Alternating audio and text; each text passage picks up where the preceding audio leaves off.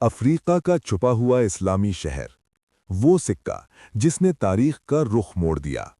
تصور کیجئے، ایک ایسی سرزمین جہاں آج خاموشی ہے، ویرانی ہے اور صرف ہوا کی سرسراہٹ سنائی دیتی ہے۔ لیکن ایک وقت تھا جب یہی جگہ روشنیوں، آوازوں، بازاروں اور اذانوں سے گونجتی تھی۔ ایک ایسا شہر جو صرف اینٹوں اور پتھروں کا مجموعہ نہیں تھا، بلکہ ایک زندہ تہذیب تھا۔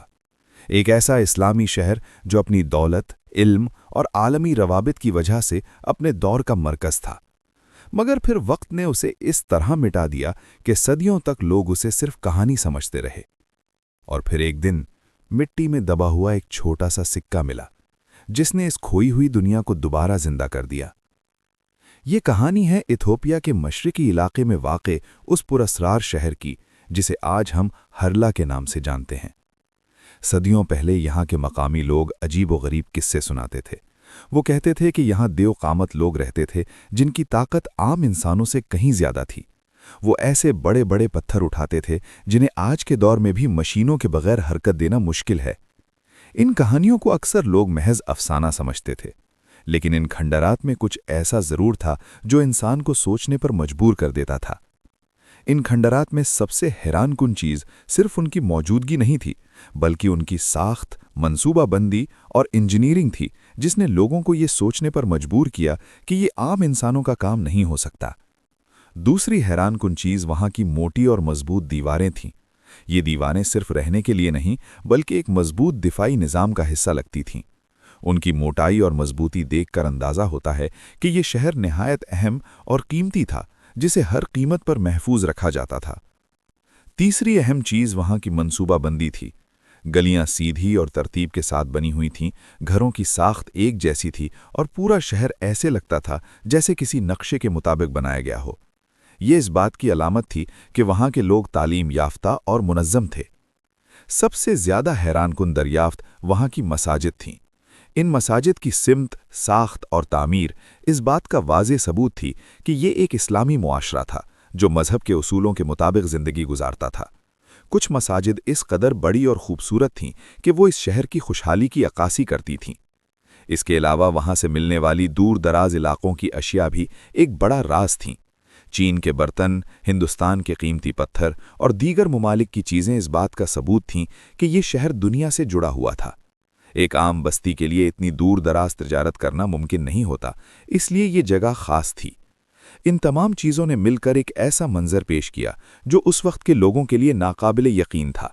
یہی وجہ تھی کہ مقامی لوگوں نے اسے دیو قامت مخلوق یا جنات سے جوڑ دیا، کیونکہ ان کے لیے یہ سمجھنا مشکل تھا کہ عام انسان اتنی ترقی یافتہ تعمیرات اور نظام کیسے بنا سکتے ہیں۔ اصل حقیقت یہ ہے کہ یہ کھنڈرات ایک ترقی یافتہ، منظم اور طاقتور اسلامی تہذیب کے آثار تھے جو اپنے وقت سے کہیں آگے تھی۔ یہی وہ چیز تھی جس نے ان کھنڈرات کو پراسرار بنا دیا۔ وقت گزرتا گیا، دنیا بدلتی گئی، لیکن یہ راز زمین کے نیچے دبا رہا۔ پھر جدید دور میں ماہرین آثار قدیمہ یہاں پہنچے۔ جب کھدائی شروع ہوئی تو ابتدا میں صرف پتھر نظر آئے، مگر جیسے جیسے زمین کی تہیں ہٹتی گئیں ایک مکمل شہر سامنے آنے لگا۔ گلیاں، مکانات، دیواریں اور سب سے بڑھ کر مساجد۔ یہ کوئی عام بستی نہیں تھی، بلکہ ایک منظم، ترقی یافتہ اسلامی معاشرہ تھا جہاں لوگ نہ صرف رہتے تھے بلکہ ایک باقاعدہ نظام کے تحت زندگی گزارتے تھے۔ یہ لوگ سادہ مگر باوقار زندگی گزارتے تھے۔ ان کے گھر پتھروں سے بنے ہوتے تھے، مضبوط اور خوبصورتی سے تراشے گئے۔ گھروں کے اندر صحن ہوتے تھے جہاں خاندان اکٹھا ہوتا تھا۔ صبح کا آغاز فجر کی اذان سے ہوتا، لوگ مسجد میں جمع ہوتے، نماز ادا کرتے اور پھر اپنے اپنے کاموں میں لگ جاتے۔ مرد تجارت، دستکاری اور سفر کے لیے نکلتے، جبکہ خواتین گھر کی ذمہ داریوں کے ساتھ ساتھ ہنرمندی میں بھی مہارت رکھتی تھیں۔ بچے تعلیم حاصل کرتے، قرآن سیکھتے اور اپنے بڑوں سے زندگی کے اصول سیکھتے تھے۔ یہ شہر صرف عبادت اور روزمرہ زندگی تک محدود نہیں تھا، بلکہ یہ ایک بڑا تجارتی مرکز بھی تھا۔ یہاں کے بازار ہمیشہ مصروف رہتے تھے۔ مختلف ممالک کے تاجر یہاں آتے، اپنی زبانوں میں بات کرتے اور قیمتی سامان کا متبادلہ کرتے۔ چین سے نفیس برتن آتے، ہندوستان سے قیمتی پتھر، یمن سے شیشے کے برتن اور خلیج فارس سے مختلف اشیاء۔ اس شہر کے لوگ افریقہ کا سونا، ہاتھی دانت اور خوشبوئیں جمع کرتے اور انہیں دنیا بھر میں بیچتے تھے۔ یہ ایک ایسا معاشرہ تھا جہاں مختلف ثقافتیں ملتی تھیں، लेकिन इस्लाम इन सबको एक धागे में पिरोए रखता था। इंसाफ, दयानतदारी और तिजारत में सच्चाई इनकी पहचान थी। यहाँ के लोग सिर्फ दौलत कमाने में नहीं बल्कि इल्म हासिल करने में भी दिलचस्पी रखते थे। मसाजिद सिर्फ इबादत गाहें नहीं थीं बल्कि तालीम के मराकिज़ भी थीं, जहाँ लोग दीनी और दुनियावी उलूम सीखते थे। इस शहर पर एक बाशऊर और मुनज़्ज़म हुक्मरान हुकूमत करता था। इस बादशाह या अमीर का असल नाम तारीख़ में मुकम्मल तौर पर महफूज नहीं है, लेकिन माहिरीन के मुताबिक ये शहर इस्लामी सल्तनतों के असर में था। ख़ास तौर पर सल्तनत अदन और सल्तनत मकदीशो जैसे ताकतवर तिजारती मराकिज़ से इसके करीबी ताल्लुकात थे। इसका मतलब ये था कि यहाँ का हुक्मरान सिर्फ एक मकामी सरदार नहीं बल्कि एक बड़े मुआशी और सियासी निज़ाम का हिस्सा था। वो तिजारत को फ़रोग़ देता, रास्तों को महफूज रखता और शहर में अमन और इंसाफ कायम रखता था। फिर एक दिन ऐसा आया जब एक छोटी सी चीज़ ने इस पूरे शहर की हकीकत दुनिया के सामने रख दी।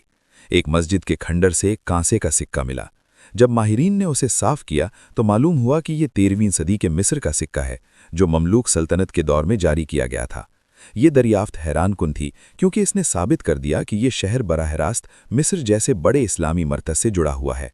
बाद में मज़ीद सिक्के मिले जो मकदीशों से ताल्लुक़ रखते थे।